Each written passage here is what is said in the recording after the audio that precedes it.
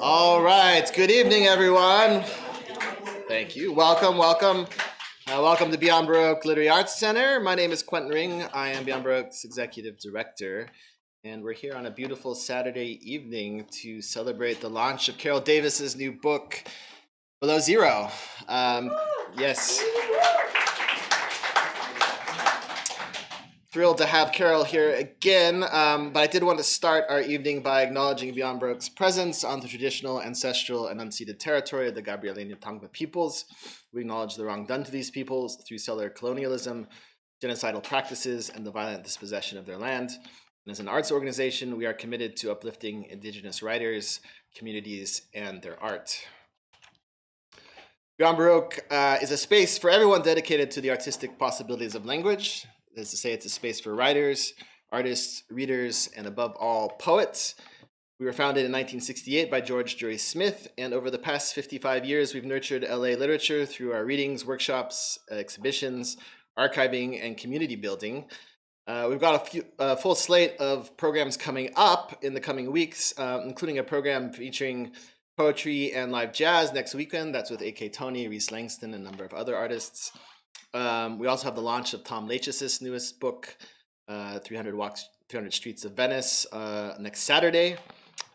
We have a reading with California's newest poet laureate, Lee Herrick, on April 8th. We have a reading with Jackie Oshiro and Lynn Thompson on, I believe it's April 16th. And we're going to finish National Poetry Month with the Los Angeles International Film Festival here at Beyond Baroque, the very last weekend in April. So please check out our website. We've got plenty more besides that. We also offer a number of workshops here. I just want to highlight one of them, which is Brendan Constantine's 30 and 30, which is running the entirety of National Poetry Month, which is to say April. That's a 5-week workshop online. So if you're interested in that, it's a very, very, very popular workshop. Please do sign up for that. We have a number of workshops as well beyond that. So please do check out our website. And please also show your support for our programming by becoming a member or by renewing your membership if you're already one. We depend on our members' donations to underwrite all of our programming. It helps keep programs like this one free. Sometimes we do have to charge. If you are a member, you get into those events for free as well. And you'll get a discount in our bookstore and in our paid workshops. A big thank you to all of you who are members or supporters of Beyond Baroque. It means a lot to us. It's not easy to run a literary space in this city or in this country. So it really does mean a lot to us for everyone who's able to support us. I should also say thank you to all of our staff members who are working on this program: Ivan Salinas, Eric Alberg, Jessica Wong, and the bookstore. They keep this place going, and I'm very grateful to them. And I'm especially grateful to Carol Davis for writing a beautiful new book. I think Carol was telling me that she has launched each of her books here at Beyond Baroque, if I'm not correct, so if I'm not mistaken. So it's a special pleasure to have her back here to celebrate the newest book. Feels somewhat apropos being titled Below Zero, a little bit about Siberia given our winter. So I'm glad it's a nice spring day. We can celebrate the book. We have with us today to introduce Carol, Andrea Carter-Brown. So I think she's going to say a few words about Carol. So please, everyone, welcome Andrea to the podium. And thank you all for coming.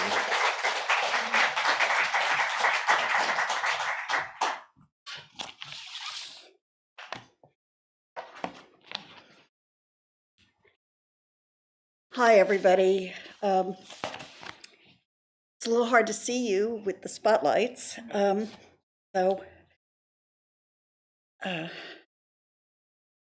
And thank you, Quentin, for introducing me. On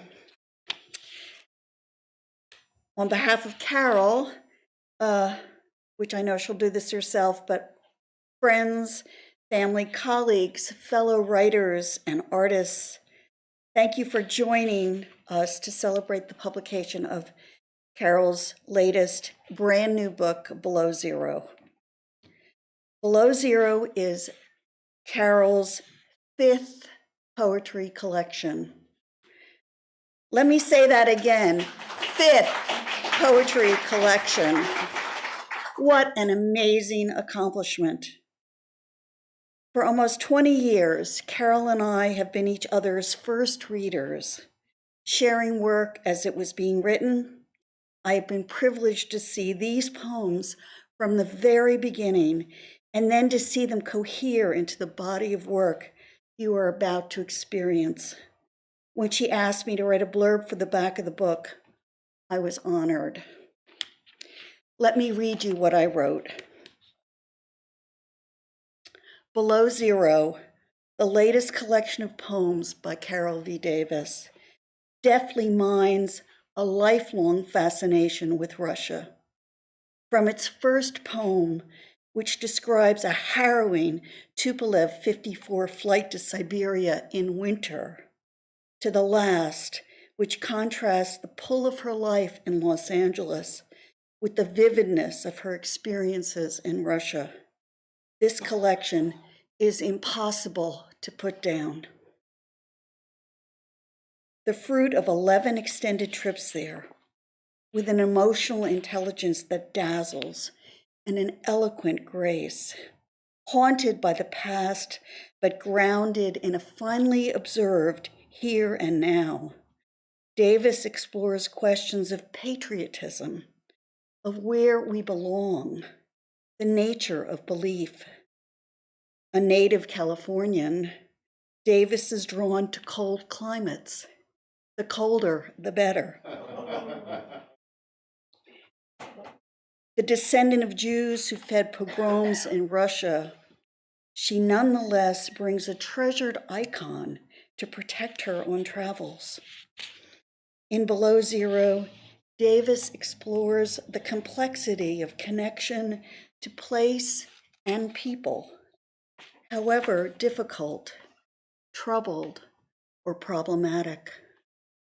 The impulse to belief coupled with the uncertainty of knowledge, the relationship between faith and superstition, the existence of commonality across differences.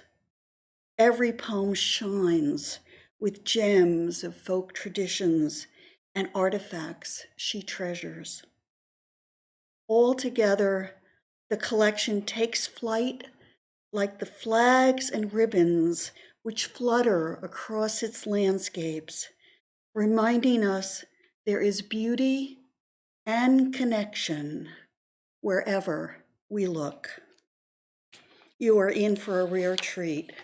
Please welcome Carol Davis.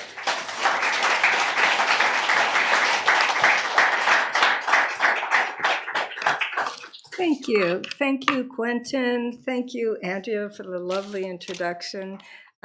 Thank you so much to Johanna Drucker, who painted the cover of the book, and this is the painting on the cover. So I was going to say to bundle up, but today's a pretty warm day, but we are going to go to Siberia. So many of you know that I was living back and forth from Russia from 1995 on. I was supposed to be there again in 2020 on another Fulbright and postponed twice because of COVID, and the war broke out, and I don't know if I'll ever go back. But my last two trips to Russia were to Siberia, to a region down by the Mongolian border, an ethnic minority region, where a lot of the young men now are being called up. It's a poor region as well. The name of the city I was living in and teaching in is called Ulan-Ude, and it's in Buryatia, a republic of Russia. So we will start. On flying to Siberia for the first time. It's true I was nervous.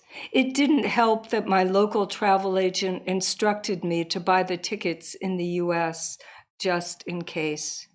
Not exactly a believer, I hedged my bets, tucked a copy of a sacred book, the Tanya, in my carry-on, the irony of a Lubavitcher Rebbe exiled to Siberia a century before.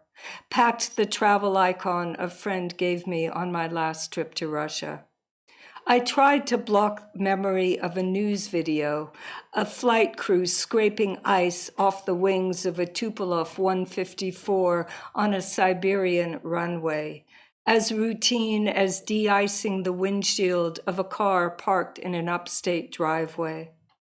Shuffling in a long line at Gate 34, Sheremetyevo Airport, Siberia Air, Flight 115, Moscow to Ulan-Ude. I eyed the other passengers. I was the only American on board. Squeezed near the last row between two thick Buryat men, I gripped the armrests as if they were handlebars of a Harley, the task of revving the engine for takeoff, mine alone. An hour in, vast snowfields unfurled, pockmarked by tiny villages spouting chimney smoke. No seat vacant.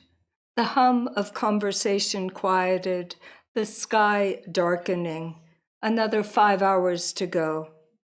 A mumble of Hebrew rose from my lips for a safe flight and landing, that I be met on the other end, that I would see my family again. We're going to stay in the cold for a while. And this is the poem that the title of the book comes from. Below zero, the temperature falling. By the way, most of the temperatures, almost all in the book, are Celsius. And minus 18, I think, is minus 7. I forgot to look up minus 25, et cetera, but you can imagine. Below zero, the temperature falling. Starting 2 days ago, I was warned of the approaching cold. Minus 25 today, tomorrow minus 31, minus 40 on Saturday. I cannot imagine such temperatures, how others live here, go about their days working, walking to the store. This morning I watched a toddler on the bus, a muffler wrapped over its mouth. Never could determine boy or girl. The child, bundled in snowsuit, boots, and fur hat, clasped a little sand shovel in mittened hands. Grip tight as if by holding on, the toddler could will itself to a beach, a sandbox, strip off the clothing and dig and dig. 3 weeks in Siberia and my world shrinks. The delight of a hot lunch in the cafeteria, a fatalistic shrug when the internet won't work at the university. I abandoned plans to go to a museum, walk carefully so as not to fall on the slick sidewalk, the snow stinging as it's flung by the wind. I cannot remember when I arrived, nor when I am leaving.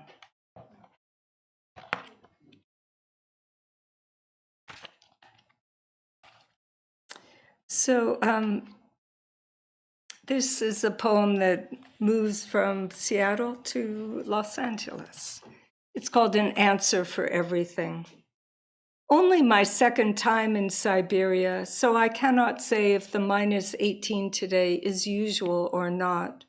All around, people walk to buy groceries or wait for the morning tram. Sidewalks not brushed clean these past 8 days, the official New Year's holiday. A sheen of ice slicks the walkways like a child's face in need of scrubbing. I have been thinking about string theory, how to explain the universe. Yes, the pull of gravity, but its opposite too, an electromagnetic force attracting then repelling.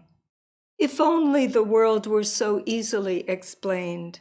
Last year's rains in California followed by an explosion of new growth in the forests.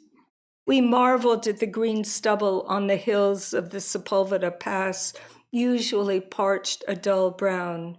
We assured ourselves the drought was over. But summer fires, more ferocious than ever, tore through cities usually inured, then intensified in the late fall, persisting even into winter months. 16 hours into the future, on the other side of the world, I gaze into the dark of a Siberian morning. My phone pings with photos of home where rain is unleashing hillsides, the earth long parched, gives way, pulling down houses and everything in its path.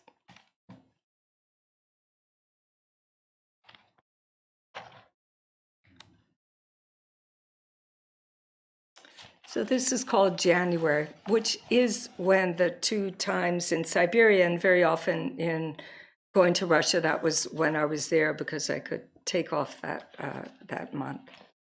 January. It is cold. I am in Siberia. Why should I be surprised? The temperature does not fall. Too cold for such sudden movement.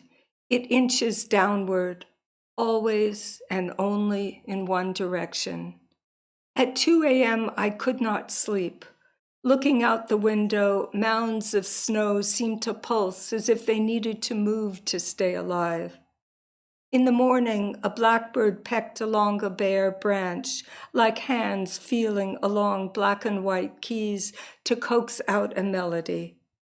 I used to think a man crouched under a piano, hitting his little hammer on the strings to release the notes. The bird gives up, flies away. They say the young are leaving Ulan-Ude for Petersburg, for Moscow, abroad. What kind of life is left here? The steel factory closed, its great painted doors bolted, as if there were anything left inside. Even the ghosts of Soviet bosses have decamped to a Cyprus beach or the fading boardwalks of Sochi. Before I left home last week, a man froze to death in Chicago, sitting on church steps, a porch. I don't remember. Think of the men who carried down the rigid body, seated as if on a throne, or like the groom carried on a chair at his wedding, and the poor bride hanging on for dear life, grasping a white handkerchief as her husband catches the other end. A symbol, perhaps, of the fragility of marriage. No wonder Los Angeles has the highest number of homeless. Winters mild, rain now scarce, but further north, fires with voracious appetites do not subside in autumn. No such thing as fire season anymore. You could tell that wasn't written this season.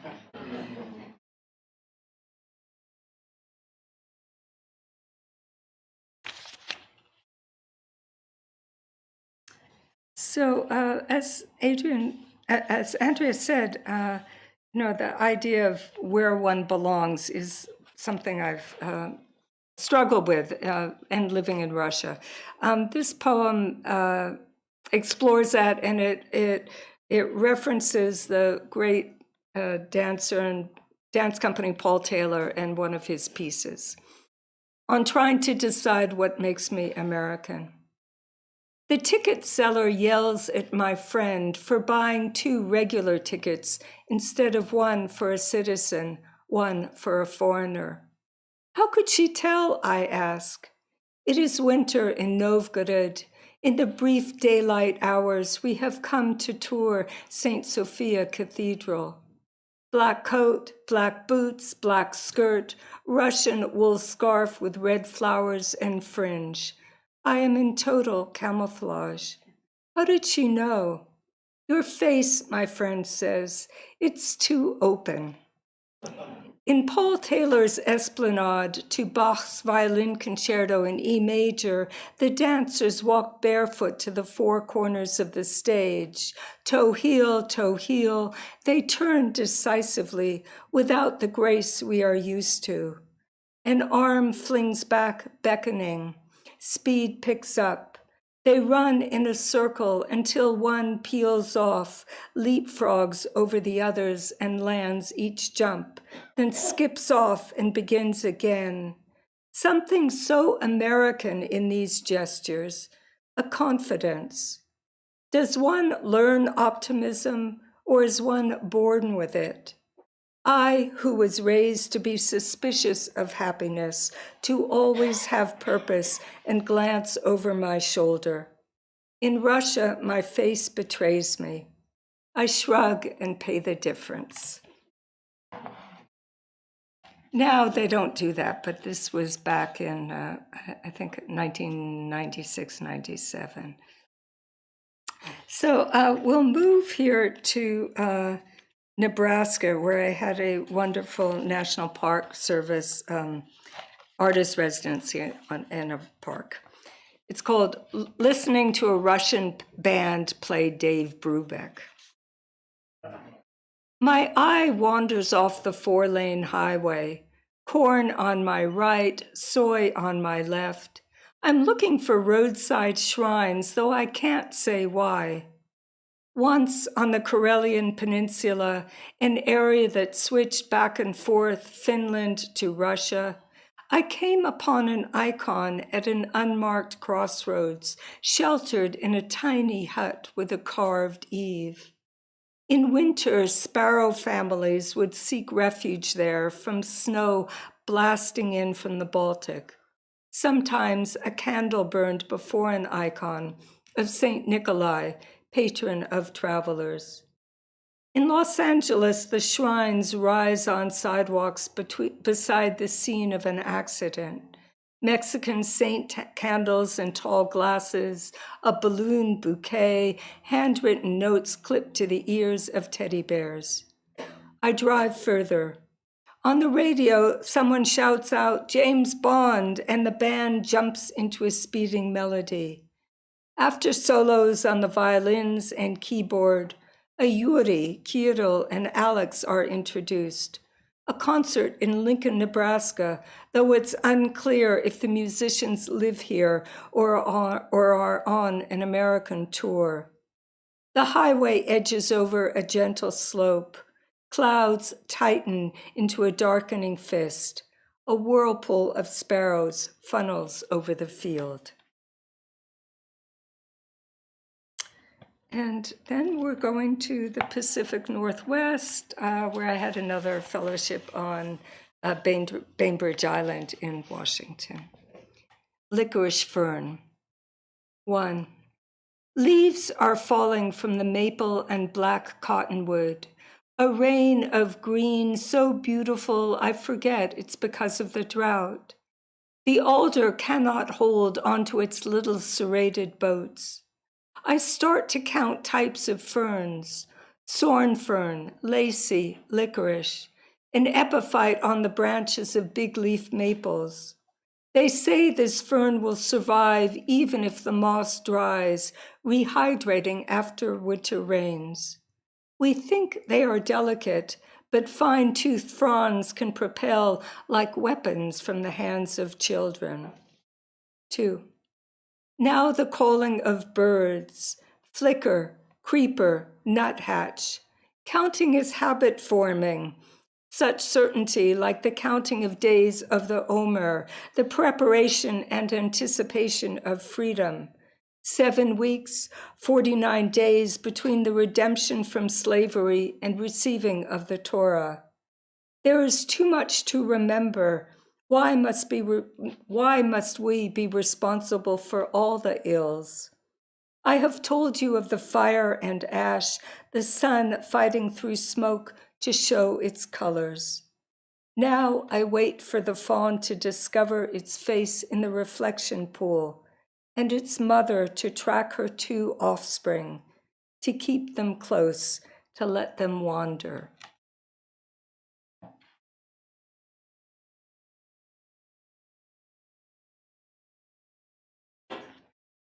And now we are going to West Hollywood, the area where there are or were a lot of Russian, Ukrainian, ex-Soviet shops, and the neighborhood is actually called Little Odessa. Little Odessa. Wave, it was called. First, second, third. Brezhnev inched the door open, and Jews fled, many to this section of Los Angeles. Now the old neighborhood is being taken over, a pot shop, a designer sneakers store. Old Russian Jews pull shopping carts, mumbling words: loss, homesick, toska, yearning. Latin terms of herbs that grow only in Siberia, Ukraine, or the dacha garden left behind. Their children born here have moved away with vans crammed with furniture, flat screens bought new, things they cannot live without in their tract homes in gated suburbs in the San Fernando Valley. They visit on holidays that in a generation will be forgotten. Red Army Day, Victory Day, November 7th, even if they remember Yom Kippur and Passover. American holidays, too, of sun and beach and bounty. The parents' tables sag with foods of their childhoods. Pelmeni, salad, olivier, salted, dried fish. Where will these delicacies be found once this stretch of storefronts disappear, swallowed up by slick bars with repurposed farmhouse beams, as if authenticity could be bought at prices never imagined? And now we are back to Siberia and a very, very strange experience I had. It's called Evangelical Church. Schooled in England 50 years ago, I can recite the Lord's Prayer and Psalm 23 by heart. When they found out I was Jewish, I was dismissed from chapel, but not from mandatory religion class. I've been in churches before, so this evangelical service in Russia was both familiar and foreign, with its surge of syrupy pop tunes praising Jesus against a background slideshow of swaying palm trees. A sub-zero storm blew the snow sideways. Theologically, it could have been Kansas or Texas, except the language was wrong and the building was unmarked for safety. Non-Orthodox churches are under state attack, accused of brainwashing and seducing Russians away from their one true religion. Thin men slipped into the pews, their elongated faces full of suffering, like penitents in an icon. I couldn't stop staring at their knuckles, tattooed with a thief's cross or a winged arrow. The congregants were friendly, pointing out page numbers so I could follow along. After, in the church basement, I was offered Mongolian dumplings, embarrassed to turn them down as I don't eat pork. My colleague asked in English, so no one would understand, whether I noticed anything about the men. I demurred, unwilling to answer and risk offending. Was this a test? They're ex-convents recently released, converted in prison, he said. My mind races to Dostoevsky and Solzhenitsyn, my background to this world. I knew where the gulags had been.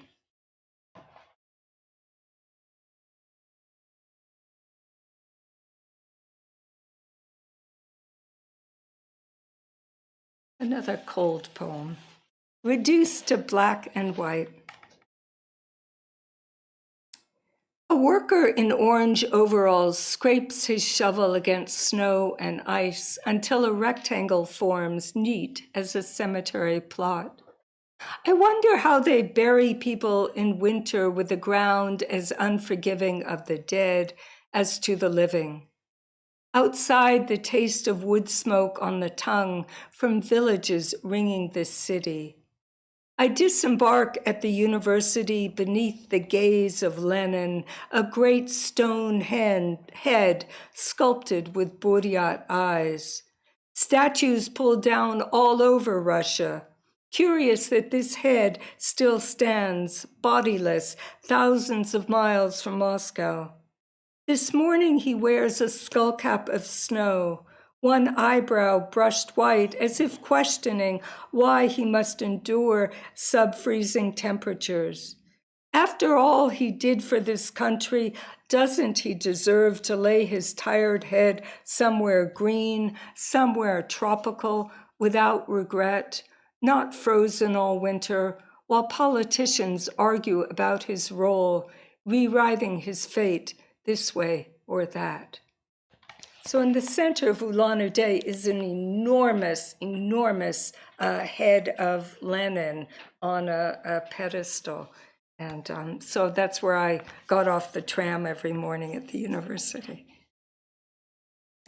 So a colleague's sister was studying to be a shaman, and we went out to Lake Baikal, and I watched her doing a ritual there. This is called Apprentice Shaman. Days she works in a Soviet-era factory, the lathe creaky as if it had arthritis, her thick fingers not as nimble as they once were, but night she studies with a Buryat shaman to prepare for her real work. If the universe is divided into 3 worlds, the upper, the earth, the underworld, that day on the banks of Lake Baikal, the apprentice shaman hovered among them. Trees hung with ribbons, red for supplication to the sun spirits, green to protect nature, blue for spirits of the sky. We stood on a bank that jutted over the water. Waves of ice were frozen mid-motion, sharp as incisors in the sub-zero cold. A blue so bright it hurt the eyes. Holding a drum tambourine to her chest, she beat and chanted to summon the spirits. That night we lay on cots in the one-room cabin. A growl escaped her lips as if a Siberian wolf were trapped inside, threatening or protecting. I did not know which. So most of the people in Buryatia, if they do practice religion, it's Buddhism, but there's a very strong strain of shamanism there, and also there are Russians who practice Russian Orthodoxy. So just a few more poems. So a few of my colleagues in Buryatia State University, where I was teaching, had been on Fulbrights actually to the United States. And one of them liked to point out critical things about America to me. And this poem references it. It's called Russian Chocolates. I never knew I had patriotism until I moved to Russia. Now I fight the urge to justify all the things I criticized back home. The apartment building staircase reeks of urine. Communal space is not valued here. Cigarette butts mound in the lobby. Piles of dirty snow line the street. Why can't you camp wherever you want to in America? A fellow instructor in Ulan-Ude asks. We wait to be rescued by the bell. So many topics we cannot understand about one another. How I wanted my children to go away for university, how she will decide her children's careers. My Siberian colleagues like it when I recite all I love about Russia, but suspicious too. They perceive life in the US is easier. What is your background? Living in Russia, I am often asked this question. In America, a code for you don't really belong here, this is not your home. Here, men from the Caucasus are yanked from the metro escalator by police demanding their papers. Back home, men and women of color are pulled over while driving. On a tram the other day, a young man yelled at my landlady to go back to Israel, a country she has never been to. I used to think that would never happen in America, but that was then. On a break between classes, someone has set out a plate of cookies and Russian chocolates wrapped in brightly decorated foil. Put the kettle on for tea. This ritual so important, civilizing. So on my first trip to Siberia, I went to my department chair's house, and we played a game, a sort of a game with the equivalent of dice, but I didn't know what the object was that we were throwing until much later.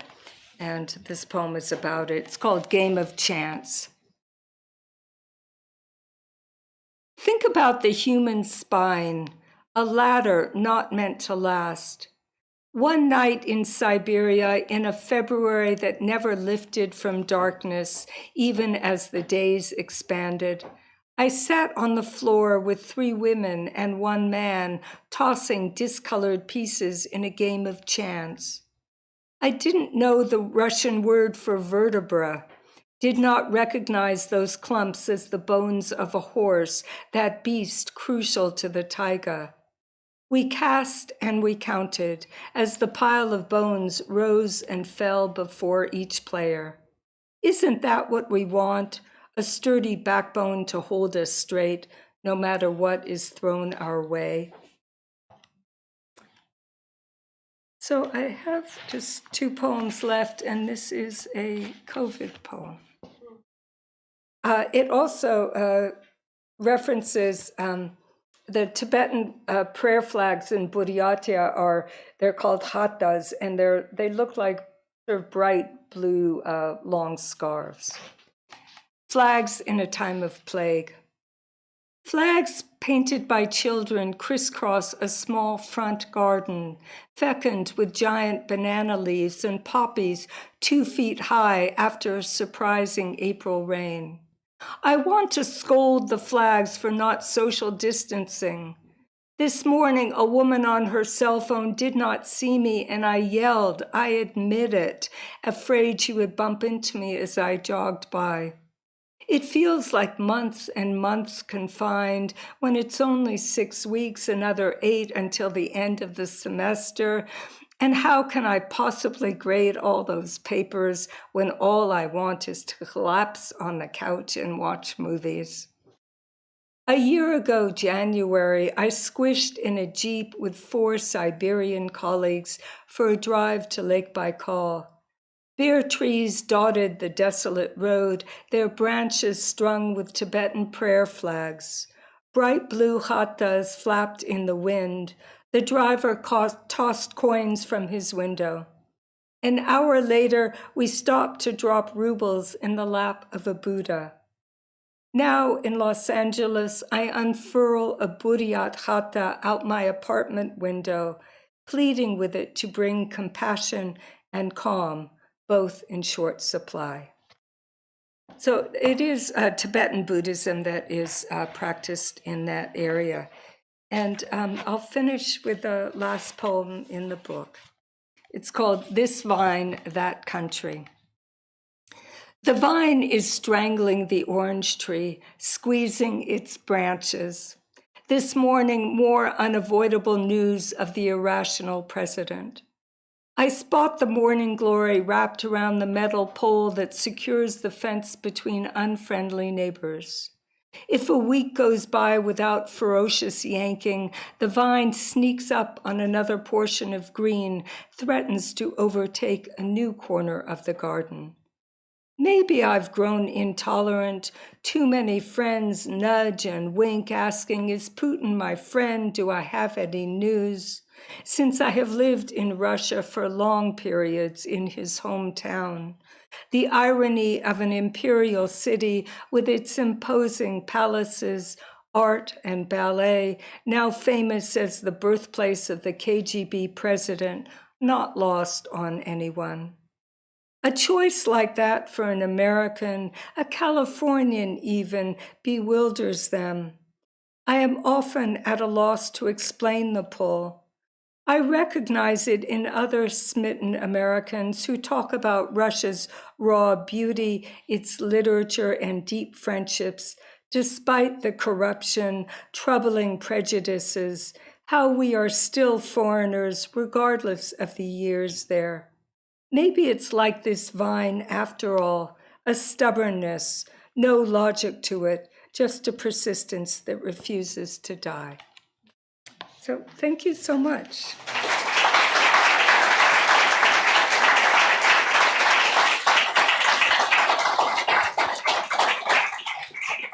So please come out. There's food and drink, and we can talk.